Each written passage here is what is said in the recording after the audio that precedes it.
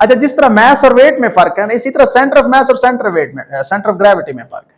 कोई आपसे पूछे कि मास क्या होता है, आप कहें क्वांटिटी ऑफ मैटर, और कोई पूछे सेंटर ऑफ मास क्या है, तो आप कहें कि डिस्ट्रीब्यूशन ऑफ मास का सेंटर। सेंटर ऑफ मास है मास की जो डिस्ट्रीब्यूशन है उसका सेंटर, और सेंटर ऑफ ग्रेविटी है जहां पे इधर उधर से लगने वाली फोर्सेस का नेट इफेक्ट जीरो हो, वो सेंटर ऑफ ग्रेविटी। मिसाल के तौर पर ये एक मीटर रॉड है, जाहिर है ये बराबर ही फैला होता है, इसका सेंटर ऑफ मास ये है, इस पे आप पिवट पॉइंट रख दें, ठीक है। चूंकि जमीन बेशक गोल है लेकिन इसके नीचे नहीं गोल होती, बहुत दूर जाके गोल होती है ना। जब बहुत दूर जाके गोल होती है तो यहां पे फासला और यहां पे फासला तकरीबन बराबर है, यहां पे प्लेन है, यहां पे प्लेन है, कोई फर्क नहीं, ग्रेविटी का कोई फर्क नहीं। जहां पे ग्रेविटी कांस्टेंट हो वहां पे सेंटर ऑफ मास और सेंटर ऑफ ग्रेविटी का फर्क नहीं होता। वजह क्या है, इधर से इस टुकड़े पे फोर्स लगी 1 न्यूटन, इधर से लगी 1 न्यूटन, इधर से 3 न्यूटन, इधर भी उतने ही टुकड़े थे, उन पे भी तो उतनी ही लगी, तो नेट टॉर्क 0 हुआ, तो सेंटर ऑफ मास जो है वो सेंटर ऑफ ग्रेविटी बन गया। लेकिन फर्ज करें ये रॉड मैग्नेट का था और मैं यहां पे एक मैग्नेट रख देता हूं और किसी को नहीं पता कि यहां पे कोई चीज रखी है, मैं कहूंगा कि जमीन ही खींच रही है इस साइड को कम खींच रही है, तो सेंटर ऑफ ग्रेविटी मुझे मूव कराना होगा इस पॉइंट तक लेके आना। सर सेंटर ऑफ मास वही होगा कि बॉडी जहां स्टेबल है। ना ना ना ना ना, centre of mass is distribution of mass का सेंटर, स्टेबिलिटी दे रहा है, stability centre of gravity. Stability का ताल्लुक फोर्सेस से है, टॉर्क से है।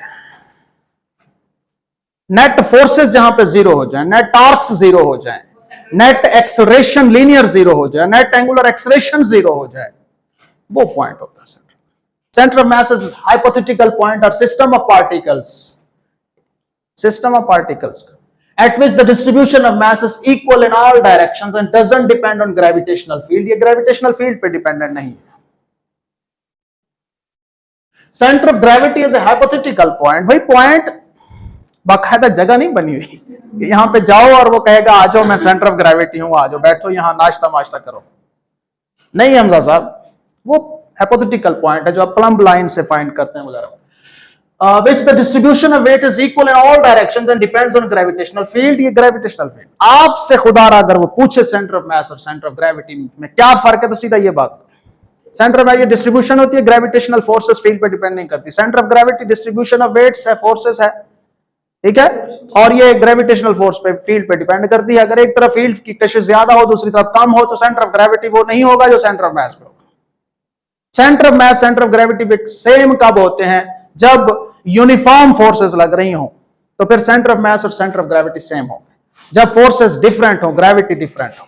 अच्छा, centre of mass of a system is such a point when an applied force causes the system to move without rotation।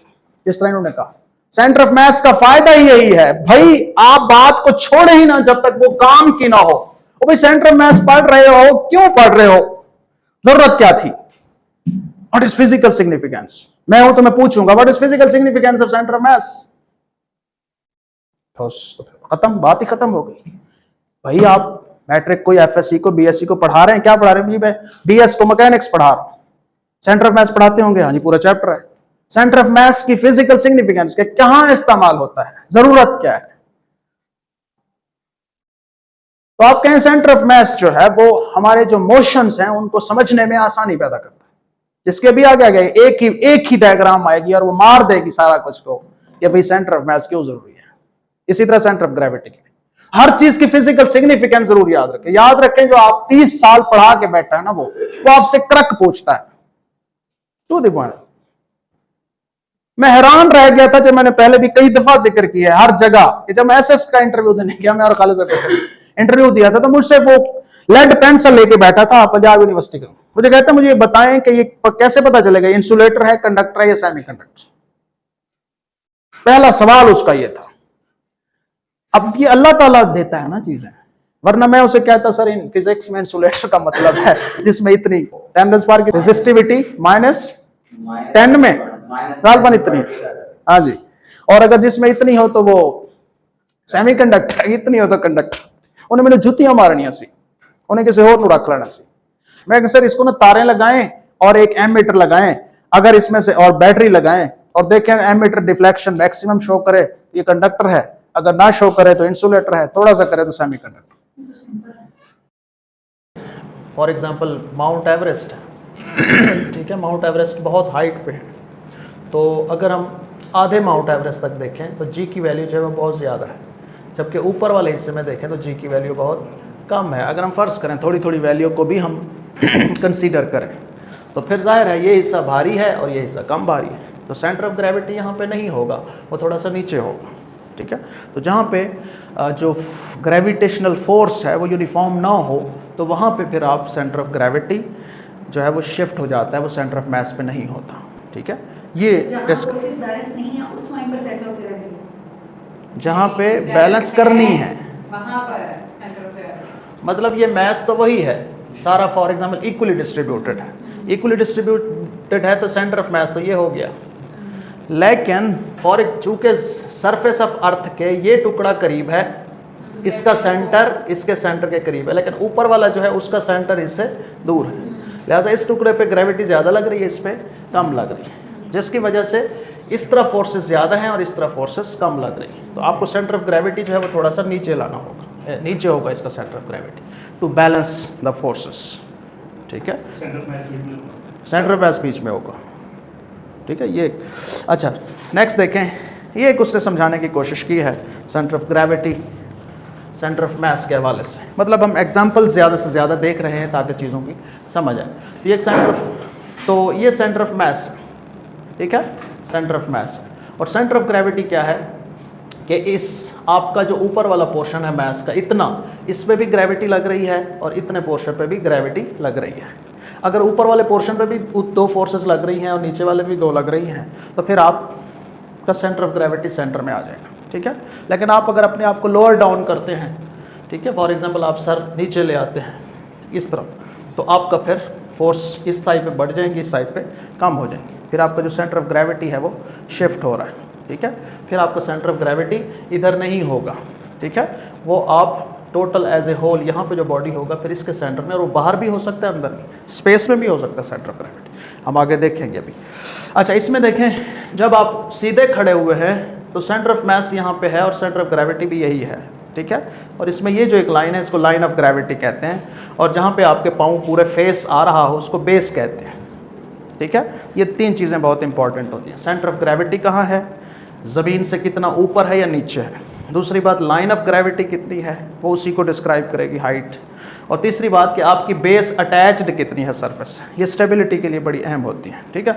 यहाँ पे सेंटर ऑफ मास और सेंटर ऑफ ग्रेविटी है, लेकिन जो ही आप टांग ऐसे करेंगे तो आपका सेंटर ऑफ ग्रेविटी शिफ्ट हो गया, क्यों, क्योंकि पहले आप पे फोर्सेस लग रही थी, यहाँ से लेकर यहाँ तक टांग है तो सारी फोर्सेस ऐसे लग रही थी, लेकिन जब आप इधर पैसा आ गया है अब इधर भी फोर्सेस लग रही हैं, और ये भी तो ज़ाहिर है आपका मास है, इस पर भी फोर्सेस लग रही हैं, तो अब यहाँ से लेकर यहाँ तक मास है आपका, तो अब इधर भी फोर्सेस लग रही हैं, इधर भी फोर्सेस लग रही हैं, आपका सेंटर ऑफ ग्रेविटी शिफ्ट हो जाएगा। आपको बैलेंस रखने के लिए थोड़ा जोर लगाना पड़ेगा, कैसे, ऐसे तो मुझे जोर नहीं लगाना पड़ रहा, ऐसे खड़े हुए जोर नहीं लगाना पड़ रहा, ठीक है, चूँकि जो मास है उसी में से ही फोर्स ऑफ ग्रेविटी लग रही है, लेकिन जो ही मैं टांग ऐसे करूँगा, अब क्या हुआ, मुझे पीछे झुकना होगा थोड़ा सा, क्यों, चूँकि ये उठाने से यहाँ से लेकर यहाँ तक अब मैस मेरा आगे चला, जब मैस आगे चला गया है तो इस तरफ वाली फोर्सेस ऑफ ग्रेविटी बढ़ गई हैं, उनको बैलेंस करने के लिए मुझे थोड़ा सा यूँ होना पड़ा कि इस तरफ वाले भी बैलेंस कर जाएं उसको, ठीक है।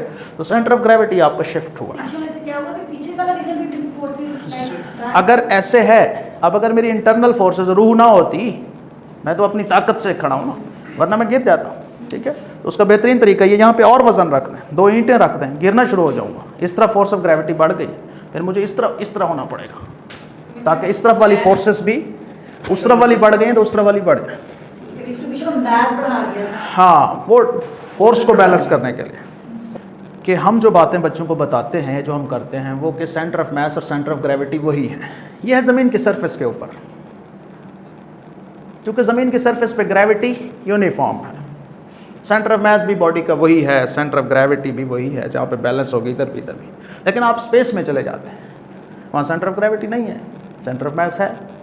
अब अगर कोई चीज़ आपको एक तरफ से अट्रैक्ट करती है तो आपको सेंटर ऑफ ग्रेविटी उस तरफ शिफ्ट होगा।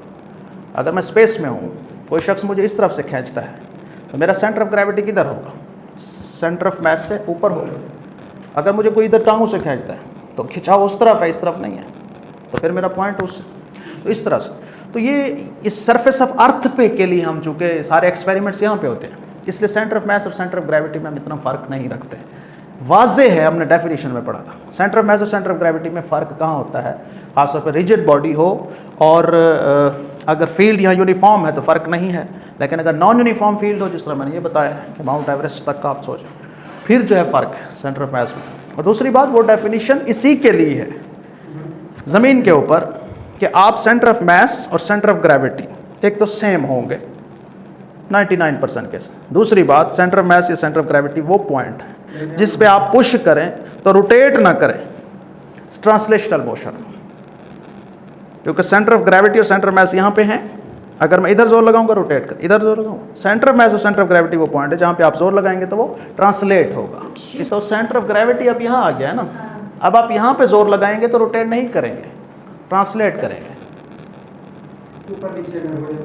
चाहे जहाँ पे भी हो जाए। देखिए सेंटर ऑफ ग्रेविटी है ही वो पॉइंट। देखिए आपके मूव करने से सेंटर ऑफ ग्रेविटी मूव हुआ है ना, लेकिन डेफिनेशन चेंज नहीं हुई। सेंटर ऑफ ग्रेविटी पहले आप सीधे खड़े थे यहाँ पे, सेंटर मैं यहाँ पे धक्का दूंगा तो आप रोटेट नहीं करेंगे, ट्रांसलेट करेंगे। अब आपका सेंटर ऑफ ग्रेविटी यहाँ चला गया, अब ये सेंटर ऑफ ग्रेविटी यहाँ पे मैं जोर दूंगा तो आप रोटेट नहीं करेंगे, ट्रांसलेट करेंगे, ठीक है। लेकिन अगर मैं यहाँ पे धक्का दूंगा अब आप रोटेट कर देंगे, क्योंकि अब ये सेंटर ऑफ ग्रेविटी नहीं रहा, ठीक है। देखिए सेंटर ऑफ मास दो हैं, एक तो है ज्योमेट्रिकल सेंटर जिसको सेंट्रॉयड कहते हैं, एक है centre of mass distribution. Centre भी दो है ना, फिर से कह रहा हूँ, सेंटर ऑफ मास जो होता है वो मास डिस्ट्रीब्यूशन का सेंटर है, ठीक है। दूसरा है सेंट्रॉयड, वो क्या होता है, ज्योमेट्रिकल सेंटर। जो यूनिफॉर्मली डिस्ट्रीब्यूटेड चीज़ें हों उनका सेंटर ऑफ मास और सेंट्रॉयड सेम होता है। मिसाल के तौर पर ये सिर्फ एक गत्ता है, ठीक है, तो इसका जो ज्योमेट्रिकल सेंटर है वो और इसका सेंटर ऑफ मास दोनों सेम है, क्योंकि इस हर तरफ गत्ते की मोटाई सेम है। तो ज्योमेट्रिकल सेंटर और सेंटर ऑफ मास सिर्फ उनका सेम होता है जो इक्वली डिस्ट्रीब्यूटेड, सिमेट्रिकल। लेकिन हमारा जो बॉडी है उसकी सिमेट्री नहीं है, जिसकी वजह से हमारा जो ज्योमेट्रिकल सेंटर है और सेंटर ऑफ मास है वो सेम नहीं है, जिसकी वजह से हमारा जो बॉडी का सेंटर है वो सेंटर ऑफ मास नहीं है। हमारा बॉडी का सेंटर जो है वो यहाँ बन रहा है, सेंटर ऑफ मास कहीं ऊपर लाई कर सकता है या नीचे, उसने बहरहाल यहाँ बना दिया है, बहरहाल बैकबोन पे ऊपर होना चाहिए यहाँ पे। क्यों? चूंकि ऊपर वाला जो धड़ है वो ज़्यादा भारी है नीचे वाला कम, इसलिए सेंटर ऑफ मास कहीं और है। और नॉर्मली सेंटर ऑफ मास जो है वो सेंटर ऑफ ग्रेविटी ही होता है ज़मीन के ऊपर। Centre of mass he centre of gravity. क्यों? क्योंकि उस तरफ वाले मास पे भी उतना ही ग्रेविटी लग रही है, इस तरफ वाले पे भी उतनी ही ग्रेविटी लग रही है। लेकिन अगर बॉडी बहुत लेंथी है कि ऊपर वाले हिस्से पे जाके ग्रेविटी कम है और डाउनवर्ड पे ज़्यादा है, फिर आप सेंटर ऑफ मास तो वही रहेगा, सेंटर ऑफ ग्रेविटी नीचे हो जाएगा। ऐसा नज़र समझ आ गई इस बात? ये की पॉइंट है जिस पे हम फोकस करेंगे। अच्छा जी, तो इसमें देखें ये बताने का मकसद ये था कि आपके इस तरफ सर और ये जो इतना हिस्सा है इसका वज़न ज़्यादा है और इसका जो वज़न है इस हिस्से का कम है। इस वजह से आपका जो सेंटर ऑफ ग्रेविटी है वो बाहरी हिस्से की तरफ बैलेंस है। अगर आपको बैलेंस करना पड़े तो यहाँ पे आप ऐसे करना होगा। अब सेंटर ऑफ ग्रेविटी आपका यही है, सेंटर ऑफ मास भी यही है। क्यों? चूँकि मास की डिस्ट्रीब्यूशन इधर और इधर बैलेंस है, यहाँ पे हो रही है। और दूसरी बात कि यहीं पे इस पॉइंट पे ही ये पिवट पॉइंट है जिसके इस तरफ जितनी फोर्स, चूँकि मास उतना है तो ग्रेविटी भी उतनी, और इस तरफ नेट जो फोर्सेस हैं, मास चूँकि उतना है जितना इधर था उस पर भी ग्रेविटी लग रही है, ठीक है। तो नेट वेट इस तरफ और इस तरफ सेम है, तो नेट इधर भी ग्रेविटेशनल फोर्स और उधर बराबर है। एंटी क्लॉकवाइज टार्क और क्लॉकवाइज टार्क बैलेंस कर रहे हैं, जिसकी वजह से आप इस पॉइंट के गिर्द नहीं घूम सकते। लेकिन फिर मेरी वही बात है, अगर ग्रेविटी, ये बंदा इतना लेंथी होता कि एक तरफ इसके एक्वेटर पे आती टांग और दूसरी तरफ नॉर्थ पोल पे एंड आर्कटिक रीजन पे, नॉर्थ पोल पे जी की वैल्यू बहुत ज़्यादा है, यहाँ पे इक्वेटर पे जी की वैल्यू कम है, नॉर्थ पोल पे जी की वैल्यू बहुत ज़्यादा है। वजह क्या है? चूँकि जो हमारी जो ज़मीन है ये शेप है, आप यहाँ पे बैठे इक्वेटर पे, ऐसे एक लाइन अपने गिर्द बना लें, ऐसे मगरब से मशरक़ की, तो ये इक्वेटर है, जबकि ये पोल्स करीब हैं सेंटर से, 21 किलोमीटर कम फासला है, लिहाजा सेंटर यहाँ पे खड़े हुए शख्स को ज़्यादा खींच रहा है। तो यहाँ पे जी की वैल्यू ज़्यादा है, यहाँ पे कम है। तो अगर कोई आप ऐसी चीज़ ऐसा बंदा है जो यहाँ से लेकर यहाँ तक लेटा हुआ है, तो उसकी इस साइड पे खिंचाव ज़्यादा होगा और इस साइड पे खिंचाव कम होगा, तो फिर centre of gravity towards pole shifted होगा। ये अच्छी मिसाल है, ये आप रेयर मिसालें हैं जो आप दे सकते हैं अपने स्टूडेंट्स को। तो जी की वैल्यू जहाँ चेंज होगी वहाँ पे सेंटर ऑफ ग्रेविटी शिफ्ट होगा, अदरवाइज सेंटर ऑफ मैस, तो सेंटर ऑफ मैस आपका यही रहेगा। अगर आप यहाँ से लेकर यहाँ तक लेंथ ही है, सेंटर ऑफ मैस यही रहेगा, लेकिन सेंटर ऑफ ग्रेविटी आपका इस तरफ होगा। ठीक है, अगर इसकी लंबाई छोटी है तो फिर सेंटर ऑफ मैस भी यही है, सेंटर ऑफ ग्रेविटी भी यही है। फॉर एग्जांपल ये 100 स्टोरीड बिल्डिंग है, ठीक है, तो इसका जो सेंटर ऑफ मैस होगा वो सेंटर ऑफ, लेकिन अगर 2000 मंजिला सपोज करते हैं तो सेंटर ऑफ मैस तो वही होगा, लेकिन सेंटर ऑफ ग्रेविटी नीचे होगी। क्यों? चूँकि ग्रेविटी डाउन। ठीक है कि जब हम एक बात करें कि वैल्यू चेंज नहीं होती जी की, तो जितना मर्जी इक्वेटर अगर मेंशन नहीं कर रहे पोल और इक्वेटर, फिर तो सेम रहनी चाहिए। नहीं, स्लाइड चेंज तो है। आप जब किसी को बताएंगे कि सेंटर ऑफ मैस और सेंटर ऑफ ग्रेविटी में ये पॉइंट्स दोनों सेम ना हो, ऐसा कब होगा? अब हम उसको ये जी की वैल्यू वेरी करेगी, लेकिन अब लेंथ अगर दो नहीं, जी वेरी करती है, लेकिन बहुत माइनर है। एक चीज़ वेरी करती है और अब वो हमसे पूछ रहा है कि सेंटर ऑफ ग्रेविटी और centre of mass same point पे नहीं है, ऐसी मिसाल दें, तो हम ये देंगे। चूँकि आप ये भी तो कहते हैं ना, आपके एमसीक्यूज़ में शामिल है कि एक पेंडुलम है वो रहीमर खान में है, वही पेंडुलम मरी ले जाए, ठीक है, तो वहाँ पे जाके जी की वैल्यू कम हो गई तो टाइम पीरियड बढ़ गया। जब इतना आप कहते हैं तो फिर यहाँ भी कहना होगा। अच्छा जी, तो हमने टू द पॉइंट जो चीज़ें, जितनी ज़्यादा डिस्कशन होती है चीज़ें खुल के आती है, इसमें कन्फ्यूजन भी होती है, कई साल लगते हैं लोगों को अपने मसले हल करने में। आइंस्टाइन आखिरी दौर में नाकाम रहा क्वांटम मैकेनिक्स को समझने में, उलझा रहा और आखिरकार फंसा रहा और मरते दम तक न निकल सका। तो उलझना दरअसल अच्छी बात है, बहुत सारे दर खुलते हैं। जब उलझने की कोशिश ही नहीं करेंगे तो दर कैसे खुलेंगे? दरवाजे को हिलाओगे ही नहीं तो दरवाज़ा खुलने का चांस कितना होएगा? उलझना के।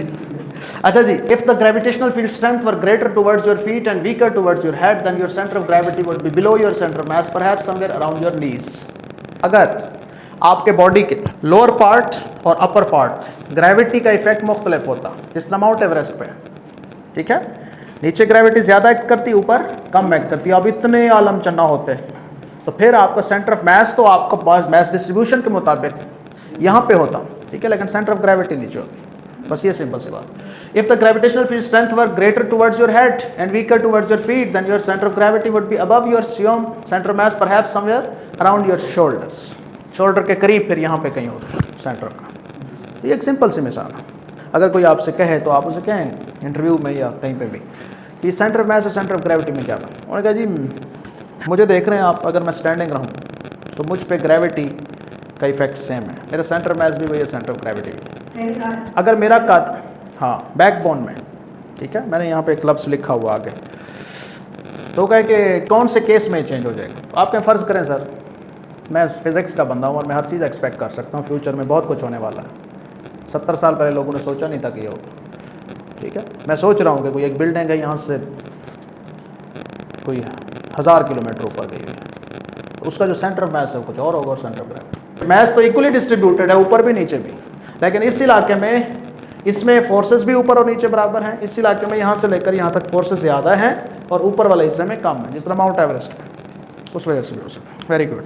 अच्छा जी, ना uniform gravitational field, the centre of mass, centre of gravity is identical to the centre of mass. For the moon, the center of mass is very close to geometric center. However, its center of gravity is slightly towards the earth due to a stronger gravitational force, the moon's near side.